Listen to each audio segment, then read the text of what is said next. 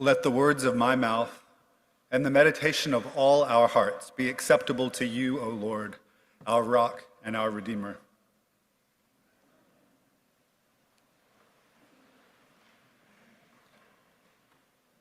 I wanted to begin by saying, since I haven't met all of you, that I'm Matthew Carter. I'm being sponsored for Holy Orders by this parish you all, and just next month I'll be starting the MDiv at General Theological Seminary in New York City. And I mention this because it's a special delight. I promise we didn't plan it, that all three members of my parish discernment committee are here today. Norveen and Margaret and Peter, thank you so much for your support. It's been a very, very long journey. I also wanted to acknowledge, before I start addressing this text, both the violence from last night and the violence of the passage. It's a gory and difficult text. And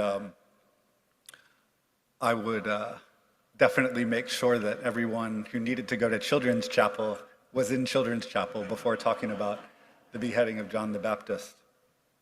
The last thing I wanted to say by way of introduction is that I had a first career as a professor of Latin and Greek starting in 2004. My specialties were the literature of the age of Augustus, the Emperor Augustus, and also Greek literary prose. So I'm going to try to bring that training to my preaching today. And then starting about 10 years ago, I had a second career as a community organizer with a particular focus on anti-poverty measures, doing what can be done to address the causes and conditions of poverty. So I'm trying to approach this text from the lens of a community organizer as well. Today's gospel is a flashback, an insertion, the only narrative in Mark that does not pertain to Jesus and to the disciples. It is sensational, fast-paced, full of intrigue and chiaroscuro. The details of John the Baptist's demise are horrifying in the literal etymological sense. They cause one to shudder. For me, the image in this story that is the most outrageous, the most nightmarish, and therefore the one where I said I'd want to make sure that the kids were in Children's Chapel before even mentioning it, is that of the executioner giving John's severed head on a platter to a child at a party as proof of a promise kept. I see this as a violent, inverted precursor to the Lord's Supper. But now that we have named the worst of it, I would, as a lover of literature and narrative richness, point to the elegant function of this episode as a doublet of the whole Passion narrative. Because here, as later in the Gospel of Mark, we are in a world where God's prophets die at the hands of wicked men. These narratives of John's and Jesus' deaths in the Gospel of Mark are close in content. Each describes a just man done to death by a malicious and self-serving authority. They also resemble each other in structure. In each, one factor seems at first to favor the hero's survival. In John's case, it was the favor he enjoyed from Herod. In Jesus' case, it was the admiration of the crowd. But in both stories, the restraining factor is done away with. In John's case, scandalously, because Herod is simply embarrassed by a public oath. In Jesus' case, because of the authorities' manipulation of that same admiring crowd. From each point forward, with the means of reprieve removed, the end is inevitable. Both men die violently, and both accounts end with the body being laid in a tomb. But simply to chart how the death of John fits into the weave of the larger Christ story is to miss out on the dark and tumultuous force of the episode read by itself. Today's passage is 16 verses in all, and it is disconcertingly hard to place in terms of style and genre. So scholars, savoring the weird language of this story, like sommeliers, have detected notes of multiple different literary genres bumping up against each other. The ghost story, the fable with a moral, sympodic poetry, which is to say poems about lavish dinner and drinking parties, the ancient Greek novel with its tropes of heroes imprisoned unfairly and dragged before wicked judges. To my mind, the most dazzling of these interconnections comes in verse 20. When Herod heard John, he was greatly perplexed, and yet he liked to listen to him. The Greek word for perplexed here is in fact the same word that Plato in the dialogues uses for the moments when someone is defeated in logic and rhetoric by Socrates himself, when someone is utterly refuted, brought to an impasse. So for one surreal moment, John, the famous ascetic, the shackled guy with locust dust in his beard, takes on an aspect of a Greek sage, whereas Herod, the ruler with real power and real money, is by analogy, momentarily, his feckless pupil. And to my mind, the very strangest of these concatenated linguistic details is a translinguistic borrowing in verse 27. The word used for executioner, speculator, is a Latin word, not a Greek word. That's not the direction linguistic borrowing usually goes in these corpora. I see it as an irruption of the wider Roman societal context upon a heavily Hellenized scene. A reminder that this Herod, though Mark calls him a king, is only a tetrarch, a client of Caesar, a ruler installed after his father's kingdom had been, for lack of a better word, redistricted a decade earlier. The language of dialectic, of wine and roses and dancing and unguent is Greek, but the language of state-delivered violence is Latin. Now that I've zoomed all the way in on the language, though, it's time to zoom all the way out. Because even though John's stated objection to Herod is that his marriage goes against Torah, what we really have here is a confrontation between two big ideas, two visions of how humans should be.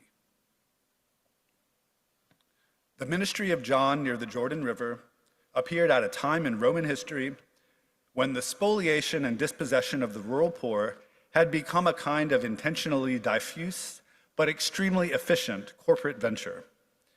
There is no need for an especially subtle grasp of the mechanisms of social and political power to recognize that in most developed societies, the difference between the poor and the rich is simply the difference between debtors and creditors, and that systems of credit are for the most part designed to preserve and exploit this difference.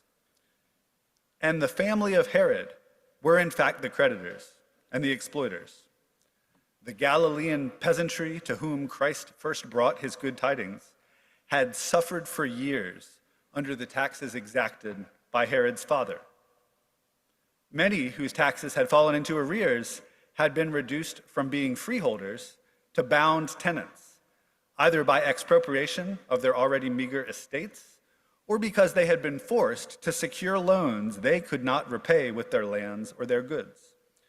The tax collectors, the creditors, and the courts had long conspired to make rural peoples and the disenfranchised of the towns and cities into captives of their debts. And at times, of course, the only way those debts could be resolved was by the sale of these debtor families into slavery. So part of the appeal of John's call to repentance through baptism was the appeal of a fresh start, a washing away of the ledger and the tablet in exchange for something simpler, more radical, and communitarian. In the Johannine ethos, every year is a Jubilee year. All goods are held in common. So sure, on the stated premise of the narrative, on the denoted material, we can say that John is merely imprisoned for calling a marriage taboo. But more profoundly, the prisoner's call to prepare for the coming of a new regime is also a threat to the opulent few, the oligarchs, we might even say, at the top of a ruthless tax harvesting scheme. No wonder that Herod is haunted by the idea of John as a revenant, a headless ghost. Follow the money. Philip Berrigan, who died in 2002, was a Catholic priest who was arrested and imprisoned several different times in the course of his life as an anti-war activist, as a peace activist. Berrigan penned one of the grimmest and the truest things I have ever read about power. And it goes like this. The poor tell us who we are. The prophets tell us who we can be. So we hide the poor and we kill the prophets. John the Baptist, poor man and prophet, was hidden and then killed for his audacity. The gospel doesn't soften any of it. It is sanguinary and it is final.